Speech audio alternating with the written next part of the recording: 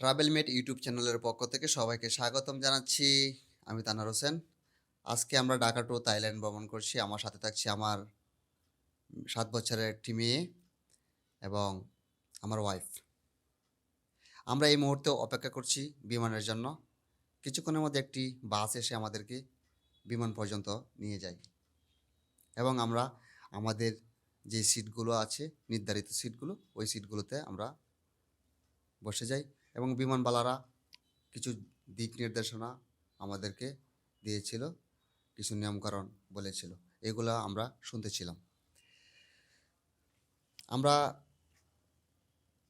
কিছু আলোচনা করব আজকে থাইল্যান্ড ভিসা করার জন্য যে ডকুমেন্টগুলো লাগে, কী লাগে, কী কেমন খরচ হয়, এই বিষয় নিয়ে কিছু আপনাদের সাথে শেয়ার করার চেষ্টা করছি।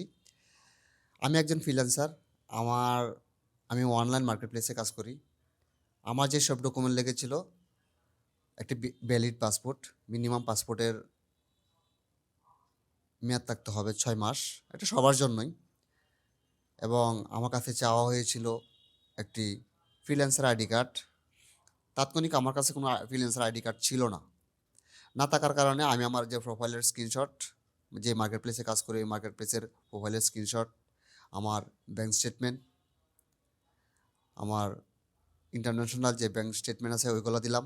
তারপর আমাদের দেশীয় যে ব্যাঙ্কগুলো আছে ওই ব্যাঙ্কের স্টেটমেন্ট দিলাম। ব্যাঙ্ক ব্যাঙ্ক থেকে এনওসি দিলাম। এগুলো ছিল এবং আমার বাচ্চার জন্য যেই ডকুমেন্টগুলো লেগেছিল সেগুলো হচ্ছে বাচ্চার জন্ম নিবন্ধন এবং যে স্কুলে পড়ে স্কুলের আইডি কার্ড, সে কিন্ডারগার্টেনে পড়তো, তার কিন্ডারগার্টেনের আইডি কার্ড এবং আমার ওয়াইফের ভোটার আইডি কার্ড। এখানে আমি নিজে সরাসরি ভিসা প্রসেসিং করিনি। আমি একটি এজেন্সির মাধ্যমে কাজটি করিয়েছিলাম। এজেন্সি আমাদের জনপ্রতি ভিসার জন্য খরচ নিয়েছিল ৫,৫০০ টাকা করে। আমাদের ৩ জনের ভিসা লেগেছিল ১৬,০০০ সামথিং। আর ভিসার আমাদের প্লেনের টিকিটটা আমরা নিজেরাই কেটেছিলাম।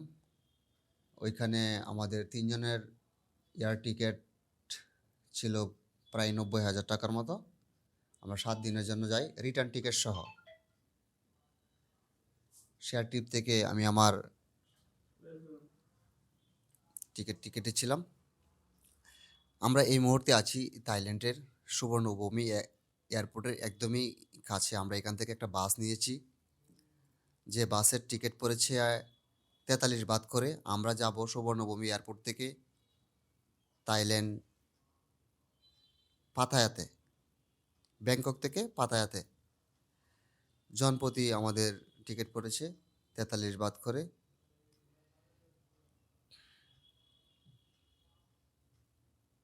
আপনারা চাইলে ট্যাক্সিতেও যেতে পারেন, বাসেও যেতে পারেন। আমার কাছে বাসটাই ভালো মনে হয়েছে, সেজন্য আমি বাসটি নিয়েছি এবং খরচটাও কম পড়বে। সব দিক বিবেচনা করেই আমার কাছে বাসটা ভালো মনে করেছি এবং সেটাই করেছি। আপনারাও যে যেভাবে খুশি যেতে পারেন। আপনারা এয়ারপোর্ট থেকে বের হওয়ার সময় এখানে বাসের কাউন্টার আছে, ওইখান থেকে আপনারা টিকিট করে নেবেন এবং যাদের সিমের প্রয়োজন আছে, সিম টিম যা কেনার প্রয়োজন হয় আপনারা এয়ারপোর্টের ভিতর থেকেই কিনে নেবেন। এবং ইমিগ্রেশনের জন্য ইমিগ্রেশনটা কেমন হয়েছিল একটু এই বিষয়ে একটু কথা বলি। ইমিগ্রেশনটা আমাদের বাংলাদেশ ইমিগ্রেশনে শুধু আমাকে জিজ্ঞেস করছিল আমি কি করি। আমি বললাম যে আমি একজন ফ্রিল্যান্সার। তারপর জিজ্ঞেস করলো ফ্রিল্যান্সার বিষয়টা ওরা ক্লিয়ার না। তারপর আমি বললাম যে আমি অনলাইন মার্কেট প্লেসে গ্রাফিক ডিজাইন নিয়ে আমি ফ্রিল্যান্সিং করছি। বাস এটুকুই। তারপর আমার ওয়াইফের পাসপোর্ট দিলাম, আমার পাসপোর্ট দিলাম, আমার মেয়ের পাসপোর্ট দিলাম। আর কাউকে কোনো কিছু জিজ্ঞেস করা নেই। একদম ইজিলি আমাদের ইমিগ্রেশনটা হয়ে যায়। তারপর আসি আমরা এই সুবর্ণভূমি এয়ারপোর্টে। ওইখানে আসছি, আসার পরে কোনো কিছু চাইনি। শুধু আমার কাছে শুধু পাসপোর্টটা চাইছিল। আমরা ৩ টা পাসপোর্ট দিয়ে আমরা ফিঙ্গারপ্রিন্ট দিয়ে আমরা বের হয়ে যাই। এছাড়া আর কোনো কিছু জিজ্ঞেস করেনি। আমাদের রিটার্ন টিকেট বা কোনো কিছুই আমার কাছে চায়নি। এর আগে আমি ইন্ডিয়া ট্যুর করেছিলাম, কিন্তু ইন্ডিয়া ট্যুরে ইমিগ্রেশনে অনেক ঝামেলা করে। কিন্তু থাইল্যান্ড ভ্রমণের ইমিগ্রেশনটা অত্যন্ত ইজি ছিল এবং প্রসেসটা একদমই সুন্দর ছিল। আমরা এই মুহূর্তে আছি থাইল্যান্ডের কোনো একটা গ্রামে। আমরা যাচ্ছি এই পাতায়ার উদ্দেশ্যে। আমরা পাতায়াতেই থাকবো বেশ কয়েকদিন। তারপরে আবার ব্যাংককে চলে আসবো। হয়তো নেক্সট কোনো ভিডিওতে আমরা এই পাতায়ার বিভিন্ন বিচ এবং আরও কিছু সুন্দর, সুন্দর জায়গা আছে ওইগুলো আমরা আশেপাশে যেই স্পটগুলো আছে এগুলা আমরা নেক্সট কোনো ভিডিওতে আপনাদেরকে দেখানোর চেষ্টা করব।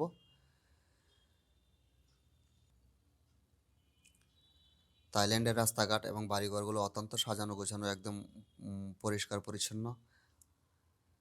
আমরা একটা লোকাল বাসে করে যাচ্ছি। তারপরেও এই বাসে কোনো স্টপেজ ছিল না।